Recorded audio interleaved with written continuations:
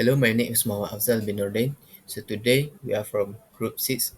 So we would like to present about the failure mode and effect analysis of vehicle control and safety system.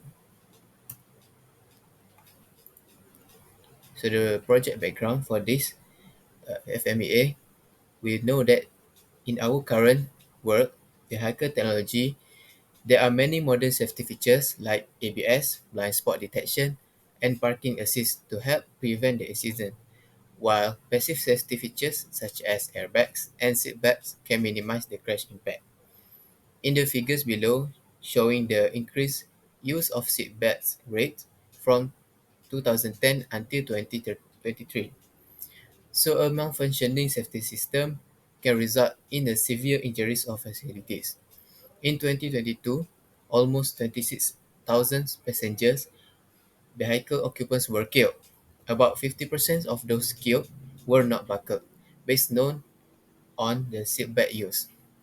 So the importance of FMEA is that it can systematically identify and prevent potential failures in vehicle design and manufacturing to ensure the safer and more efficient vehicles for consumers. The objectives for our project is basically to understand the EV control and safety system, where we study the key components, functionality, and importance of control and safety system in electric vehicles. The second one is to identify the potential failure modes, where we analyze the possible failures that could impact vehicle integrity, safety, and performance. Last one, to develop an FMEA table, where we create a structured FMEA table to assess risk, prioritize issues, and recommend mitigation strategies. The journal that I study is a journal based on the method of inspection for vehicle control and safety system. The shift to EVs have advanced inspection methods to ensure safety and reliability. Battery health is assessed through using EIS, while non-destructive testing methods like ultrasonic and X-ray detect structural and electronic defects. Insulation resistance testing ensures high voltage system integrity and prevents hazards. These techniques enhance EV safety, reduce maintenance costs, and support sustainable transportation. The next journal study is a journal based on the standards of electric vehicles. Electric vehicles require stringent standards to ensure safety, performance, and quality established by key bodies like ISO, IEC, and SAE. The ISO 64669 sets foundational safety protocols, while IEC 62660 and SAE J2464 regulate battery testing and durability.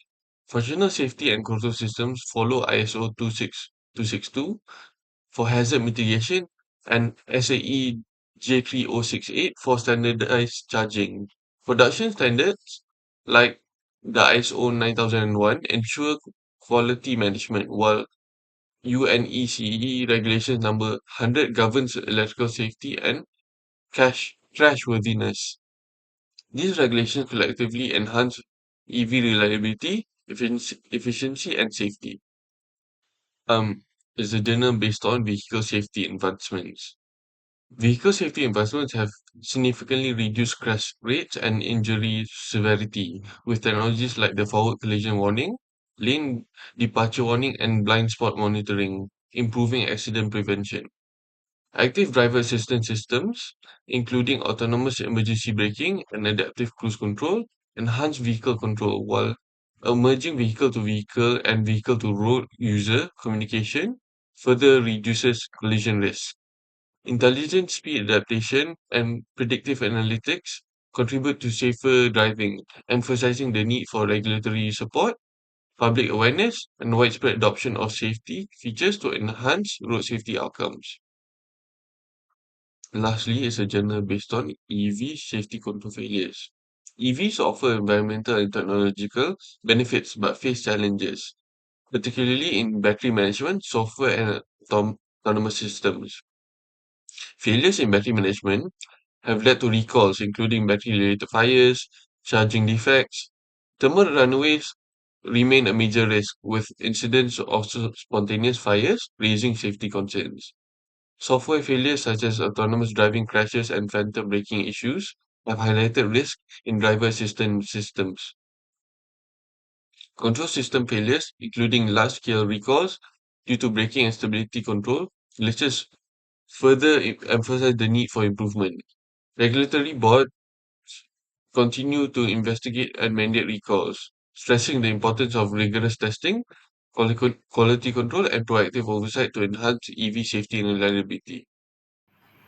Hi, my name is Irene, and I'm going to continue with the methodology for failure mode effect analysis for vehicle control and safety system in electric vehicle, where we start with define the asset, process, and the subsystem which there has a potential failure in the vehicle control and safety system for electric vehicle. For example, we ensure the risk identification on braking and stability system and sensor system and also software and communication system. After that, we identify any potential failure mode on the each component, which including such as sensor malfunction, software errors, or any mechanical failures. All these failure effects we can analyze using historical failure data, literature review, and engineering analysis. Next, we can perform the failure effect and cause analysis, or we use the risk priority number RPN. The RPN method has included three key points, which is severity, occurrence, and detection. Where severity is the impact on the system performance, occurrence is likelihood of failure, and detection is ability to detect failure before occurrence happen. So the high RPM values indicate the critical value modes that require immediate attention. In the RPN also, we will assign the severity ranking, assign occurrence ranking, and evaluate any failure detection. If our RPN calculation are correct, then we can continue with the take action. If not, then we need to recalculate the RPN back. So based on the RPM values, we can do the corrective action on the system redundancy, software updates, or improve calibration. All this performance we can do by using any industry standard, for example ISO 26262, to ensure the compliance EV safety regulation.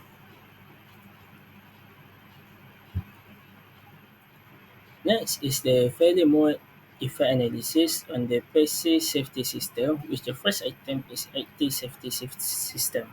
There's a five potential failure mode, which is first failure to detect obstacle, delay or no braking, failure to alert drivers under negative pressure. Next is maintain safe following distance, and lastly is detect vehicles in the blind spot. Based on these five potential failure mode, the highest RPM number is the automatically applies brake when needed or there's a no braking when needed. If because of potential is due to software bugs within the high RPM is 320, it is strategy to redundant software check, which the engineering teams must gather to responsible and target the completion data within 2 months.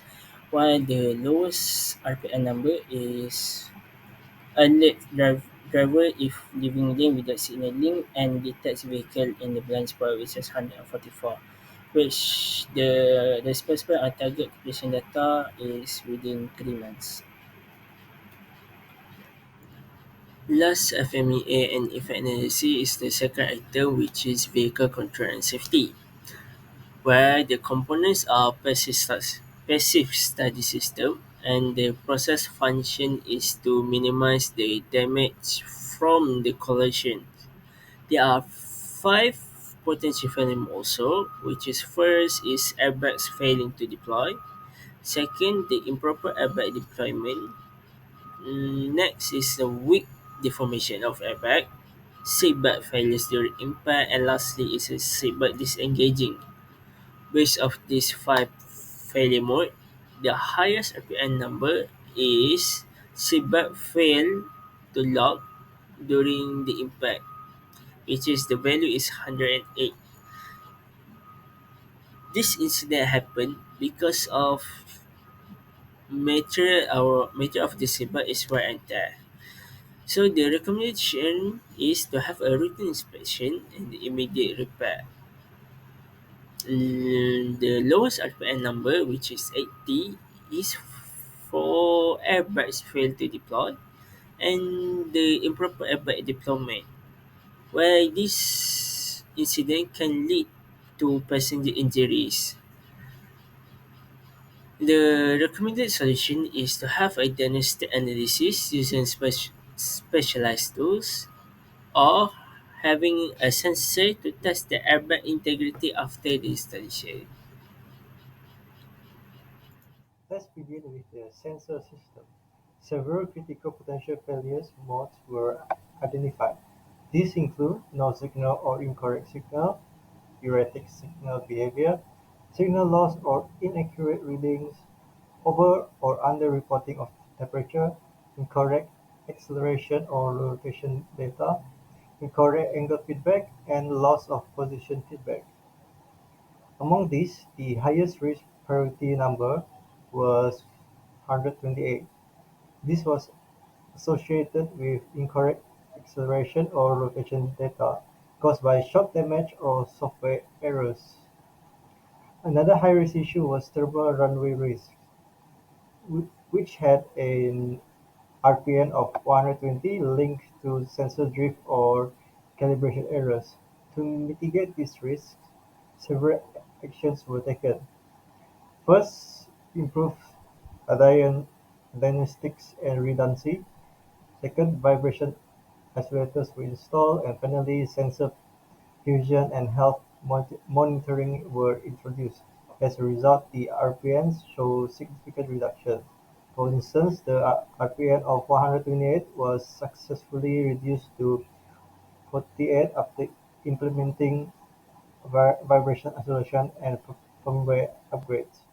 Moving on to the braking and stability system, key failure modes identified in the system include brake fluid leakage, ABS sensor failure, brake pad wear, stability control failure, master cylinder failure, and electronics brake force distribution failure.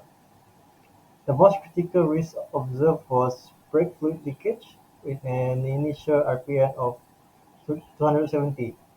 This was caused primarily by worn brake lines and seal failures.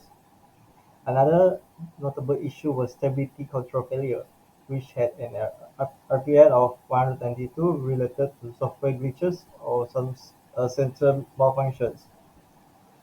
To address these concerns, better brake seals were implemented, sensor isolation was improved, predictive maintenance procedures were introduced, and redundancy systems were added. This action led to remarkable reduction in risk. For example, the brake fluid leakage RPM was brought down from 270 to 81. Lastly, let's review the driving assistance features. Failure modes identified in the system include failure to recognize lane markers, failure to detect pedestrians, delayed braking response, failure to adjust road curves, and blind spot detection failure. The most critical risk was the failure to detect pedestrians, with an initial RPM of 280, mainly due to sensor malfunctions. Another high-risk failure was blind spot detection failure, which had an RPM of 152. To mitigate this, pedestrian detection hardware was upgraded, camera calibration processes were improved, software redundancy was implemented, and inspection procedures were enhanced.